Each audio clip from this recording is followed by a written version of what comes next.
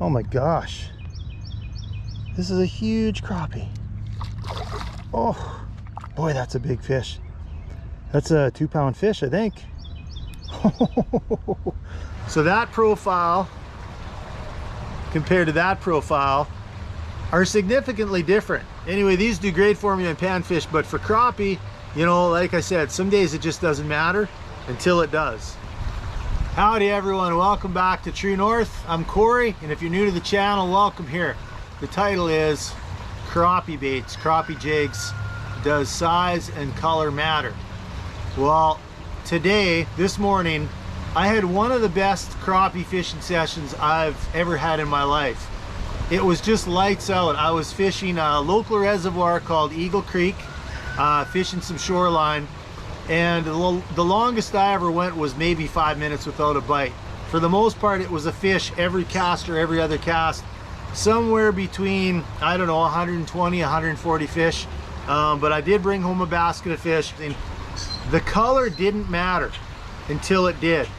And all of a sudden, they shut off. And then I switched sizes and color. And so I'll show you what I did to kind of keep the bite going and what I traded back and forth on. The last few years, I've been downsizing my baits a lot. And I think you can, sometimes it's true you catch bigger fish with bigger baits. But very often, if you're throwing baits that are too big, you won't catch many fish. Maybe no fish. What I've found for me is when I continue to downsize, I'm surprised at the size and quantity of fish I will catch compared to if I was throwing big baits. So for me, the key has been smaller baits and lighter line. Doesn't mean I won't throw big baits, but when I panfish, I'm typically throwing 4-pound lines, sometimes 6-pound, and I'm very often throwing 32nd ounce, 64th ounce, even 100th ounce. Occasionally I'll throw 16th ounce jig heads when I'm crappie fishing, but for the most part I'm 32nd or 64th, occasionally 100th. So let me show you what I was using today and what worked really well. So setup number one, I had my good old trusty Eagle Claw. This is just a 6-foot light, fast spinning rod, spooled with 4-pound high-vis Mr. Crappie line. I really like this Mr. Crappie line. It's very strong. I had a double jig set up, and right near the end of the trip I got broke off. But here's what I was using. I've got these kits here. You can buy the kits. This is a panfish magnet kit. Let's see what this one says. Yeah, panfish magnet. And these heads, like these little guys, are 100th ounce. And then these range from 32nd to 64th. And they have long shank, short shank. And then I love fishing with these little weighted bobbers. So I'll show you my setups that I was using today. I was using that as my upper jig. I like a brighter color for my upper jig on my double loop knot setup. That's a little loop knot there. And then below it I had the Cherry Cola, which is a more natural, darker color. And when I fish a double jig, I like having a brighter bait on top and a darker bait on bottom. I think sometimes, so today they were only hitting that darker bait. I caught, I think, 3 fish total on that pink combination, pink and purple combo.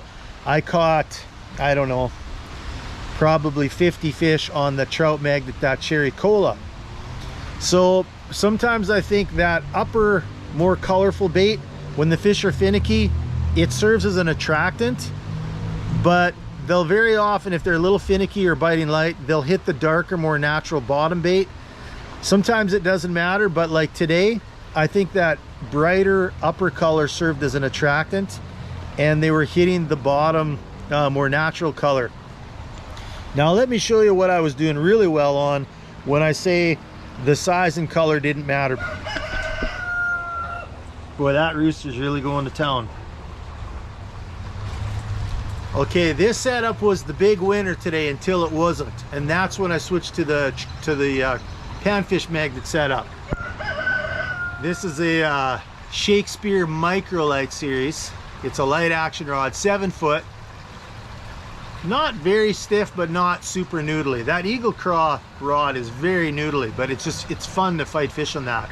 But this one's got a little bit of backbone to it, but it's a light action. Shakespeare I got from a buddy, 7-footer. Now I've got this spooled with some 4-pound fluorocarbon, which, you know, it sinks, it's it's really invisible to the fish. I really like this stuff too. I forget the brand, but it's a 4-pound fluoro. Anyway, here's what we were using today that worked so well for so long. And this is a 32nd ounce head, and I just had it rigged on a tube jig body. So this same bait, I probably caught 60 or 70 fish, maybe more, maybe 80, I don't know, on this exact body, same body. And it got tore up once, so I just pulled it out and I rethreaded it through a new piece of plastic there. So that's on a loop knot.